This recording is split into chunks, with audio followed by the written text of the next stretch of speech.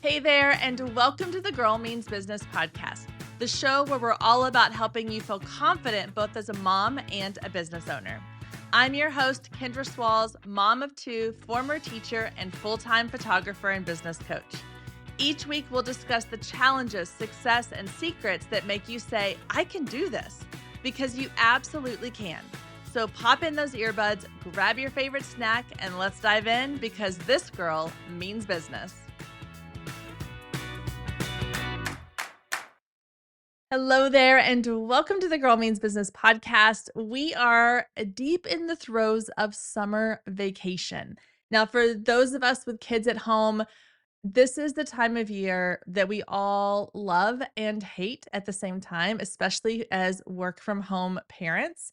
All of us in COVID had this understanding and realization, and now we get to do it every summer for 2.5 months. And it never fails, no matter how much I plan for, or no matter how much I know that it's coming, it always seems to just like pop up. And I'm like, oh crap, it is now summer and my kids are home and my routine is completely out the window. So today's episode is dedicated to all of you lovely mamas who are in the middle of trying to navigate how to find this beautiful harmony between getting all of your stuff done in a day for work and home and life and being a mom and being present and enjoying summer with your kids or shuffling them to and from their camps and their activities and play dates and water parks and all the things. Because I know that it is this high wire act that we are all doing. And then school will come back around. We will have routine again. And if you're a mom of a little bitty ones who are not in school age yet, you're probably rolling your eyes and going, guys, this is what I do all year long. And trust me, I've been there, but there's something different about when that school age hits and summer rolls around, everything becomes so much more relaxed. And even in like just corporate world. I mean, my husband works in the corporate world, and even for him, summertime feels just a little more relaxed. And it's good, but it also means that we have to be a little more disciplined when it comes to getting things done. So, what I want this episode to be, it's going to be kind of short and sweet. Just like I know you don't have a ton of time in the summer to listen to a whole long episode, but I wanted to share with you 5 tips, 5 things that I have done or that I'm doing currently that have helped to make summers a little bit smoother so that I don't feel like I am thinking about work when I'm hanging out with my kids and I don't think about the mom guilt when I'm trying to get my work done. So, let's get into the 5. Number 1 is create a new routine. Now, when I have my day-to-day life, work life, when the kids are in school, my routine is very much when they are at school from 8 o'clock until 3 o'clock, it is work mode. And I will have days where, yeah, I might go have lunch with a friend, or my days are a little bit more scattered and all over the place, but it's still, those are my work hours. And it's easier for me when I have that 8 to 3 time to turn it off at 4 o'clock or 5 o'clock and say, you know what? It is family time because I got everything done in my day that I need to get done. Now, when summertime hits, that schedule gets turned upside down a little bit. And so I have to create a new daily routine. So a lot of times this new daily routine requires a little bit more flexibility and a little bit more, or I guess a little less structure. So typically, the way that works best for my kids and my kids are now 8 and 12. They're a little bit more self sufficient, is that I will get up and I will start my work day. They get up, they'll sleep in a little bit, they'll have breakfast, they will lay around and watch TV for a little while, and then we kind of slowly around 10 o'clock start our day. Like, we usually take the mornings to be very low key, kind of laid back, but that's nice for me because I can get up and start working. Even if that means I'm working from the couch or I'm working from the kitchen counter while they're having breakfast, I can at least get some things checked off of my list before 10 o'clock. And then we kind of take the bulk of the day. So 10, 11ish to about 1 or 2 is what I consider like family time. So that's when we'll go out to the pool or we'll go to the water park or we'll go to a movie, or maybe we just go like do something fun outside, or we'll go meet up with some friends or we'll go have lunch somewhere. I just kind of allow myself that time to spend time focused on them. That's the time of day when they are the most I guess, energetic. They're the most, wanting my time because they had their quiet morning. They want to do something fun or they want to do an activity. And then by about 2 o'clock, we come back to our house or we come back inside and we're like, okay, we're going to have some downtime because a lot of times with two daughters, they need time apart anyway. And this is where we kind of all go into our separate places. And we'll say, like, okay, everybody go pick a room in the house, whether that, we say like the living room's kind of off limits because that's our general space, but we'll say someone gets a bedroom, someone gets a playroom, someone gets an office, someone gets the other bedroom. Like they kind of go to their own spaces. And we have our alone time. Like we have time to do things that are just quiet on our own. It could be reading a book, it could be coloring or drawing or doing an art project or watching a show, and then I get to come into the office and I get more time to get some work done. And so that time, usually an hour or two, about 1 to 2 o'clock until about 3 or 4 o'clock, we just kind of have like this is the heat of the day. We don't want to be outside anyway because it's Texas and it's crazy hot. But it gives us time to each kind of do something where we have our own little bit of space. And it allows me to come back in, catch up on emails, work on a few more projects, get some things done. And then in the afternoons, evenings, we're a little more laid back as far as like I might work some afternoons. If I feel like I didn't get enough done during the day, then I will work in the evenings after my husband gets home for a little while. Or if I didn't get enough done in the day, I'll work at night after everybody goes to bed. So I'm a little more flexible on the hours of the day that I work. And I just kind of build it around what works for my family. Now, when my kids were really little and we would have nap times, I would build it around their nap times. Now, there's going to be weeks where my kids have like sports camps or activities, or they're going off to this thing or that thing, and I have to be a little more flexible on my hours because it's based on their activities, and that's fine too. And so when it comes to things like scheduling sessions, like scheduling podcast interviews, scheduling coaching calls, scheduling trainings, I just try to build it around those times when I'm like, okay, if I did a training at 9 a.m. to 10 a.m., I know that we're probably just going to be home chilling. If I scheduled a coaching call between 2 p.m. and 4 p.m., there's a pretty good chance we're going to be at home.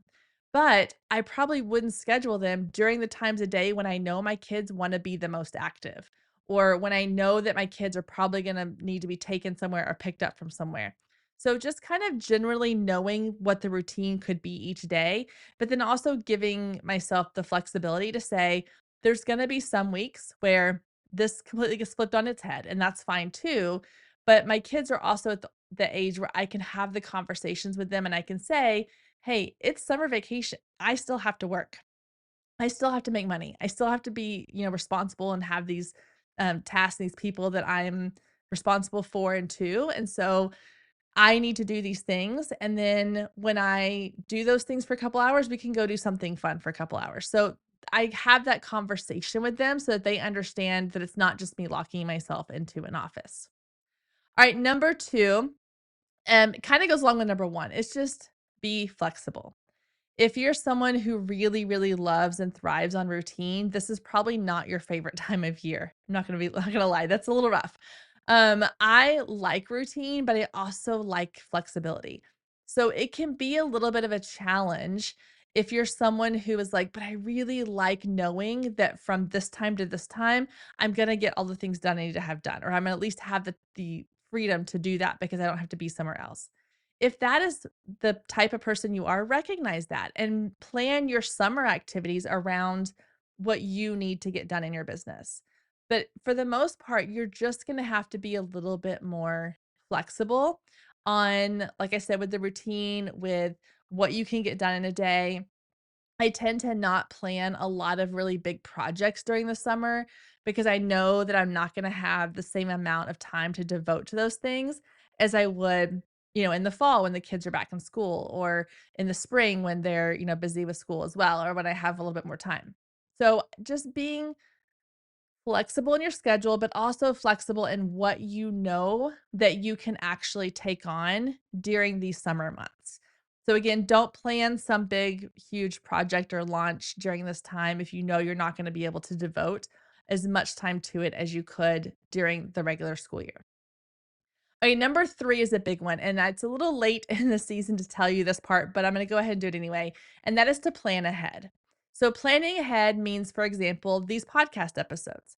I have all of my podcast episodes for the entire summer already recorded and scheduled and ready to go.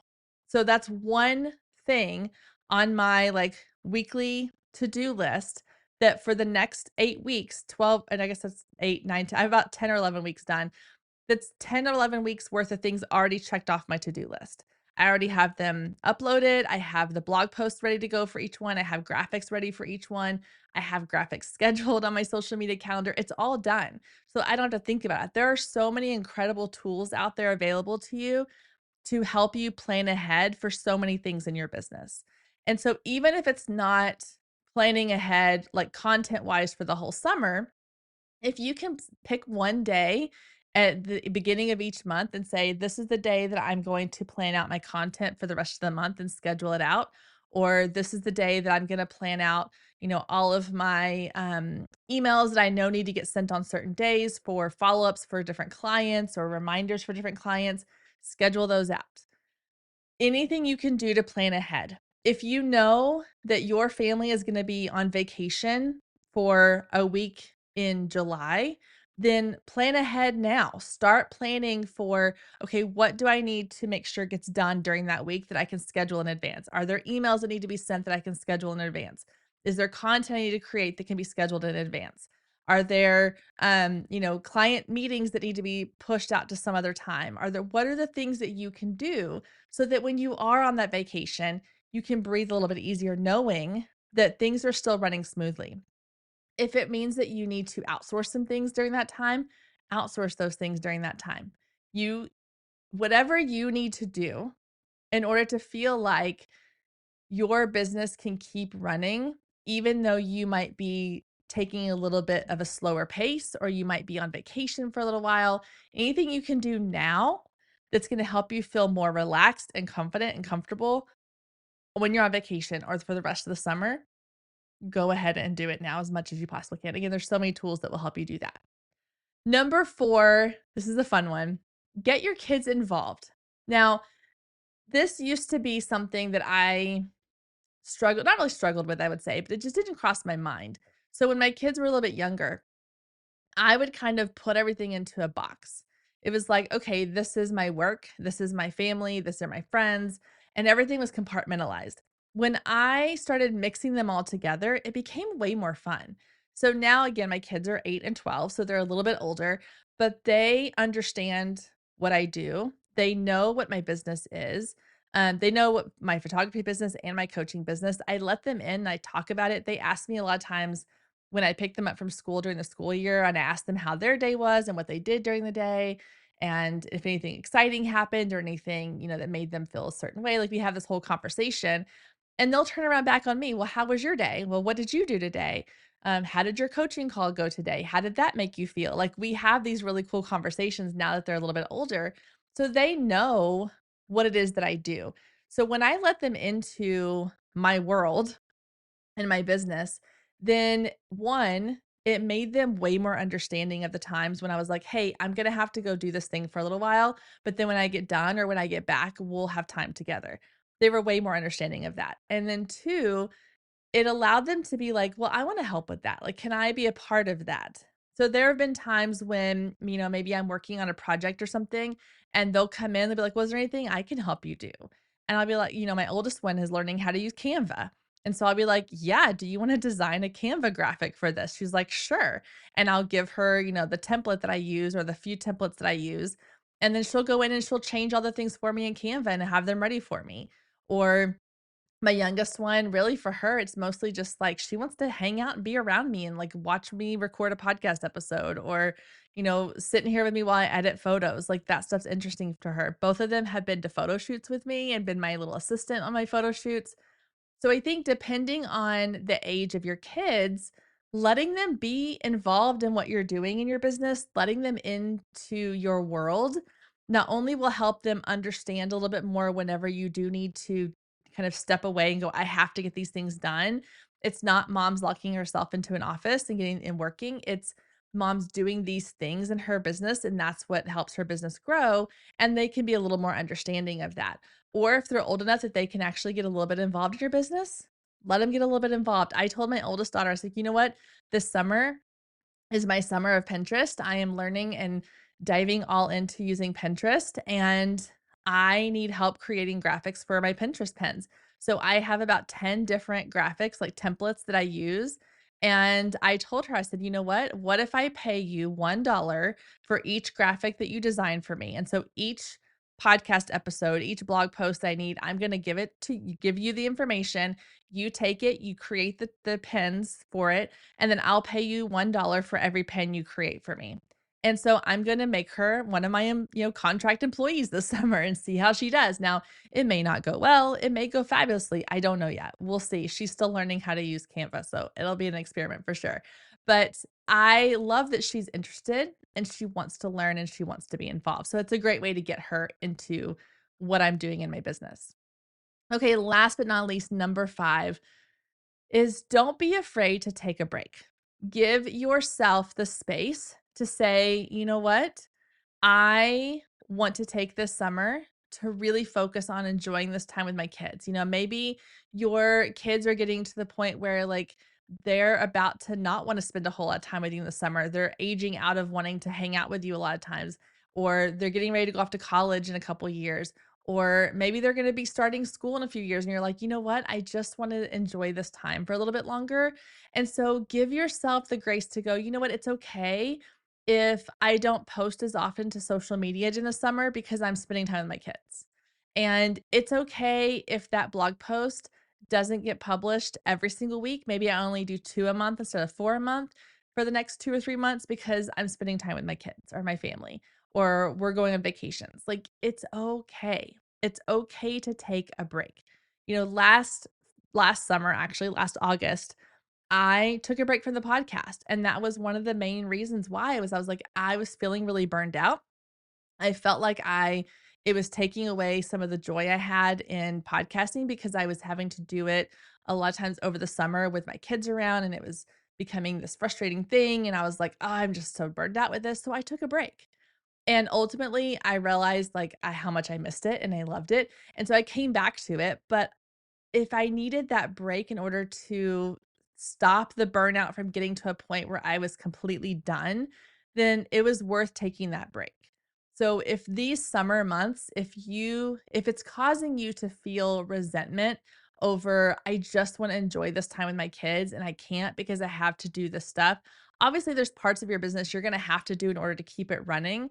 But if you're able to take a step back, if you are able to outsource things to other people, or if you're able just to kind of hit pause for a little while in certain areas of your business, then by all means do it. It is absolutely fine. It is not going to completely ruin or destroy your business.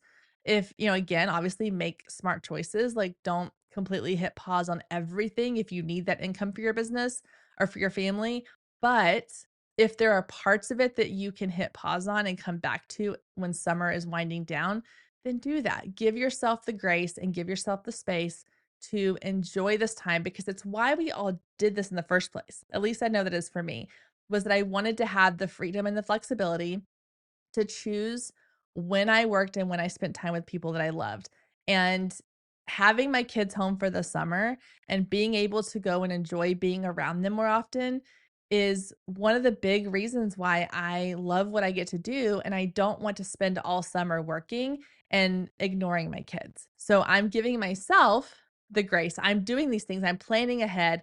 I am putting things into place that are automated that allow me to kind of step away and take a break from some of the things like this podcast, not take a break, but have them planned ahead. I'm being flexible and creating routines that work for me. I'm getting my kids involved in things. And all of that together is going to help create, hopefully, this beautifully kind of balanced, harmonized summer where I still get to do the work I enjoy. I still get to keep my business thriving and running, but I'm also getting to enjoy time with my kids. All right. I hope these tips give you some ideas, some thoughts, some things to work on this summer. I hope you are enjoying your summer with your family and kids. One thing I want to remind you of really quickly before we go is 2 things, actually. One, If you have not left a review for this podcast on Apple, iTunes, or on Spotify or anywhere else you listen to this, I would absolutely love for you to go and leave a review. Let us know what you think of the show. Not only does it help to boost the show and expose us to new audiences, but it lets new listeners know why you love the show and what they can expect from it. Second thing is, if you have questions, ideas, or if you want to send us a direct review, you can click the button below that says send me a text, or I think it says send me a message. And that will send me a direct message via text that lets me know what question you have, what ideas you have, or thoughts you had about the episodes, or any feedback that you have. And then I can use that going forward to inform the rest of the episodes I create for you. All right, guys, I hope you have a wonderful week, and I will see you back here next week, same time, same place. Thank you so much for tuning in this week. If you enjoyed this episode, I would love for you to take a screenshot, share it to social media, and don't forget to tag Girl Means Business. And as always, we greatly appreciate any reviews you leave for this podcast. Thank you so much for being here, and we'll see you next week.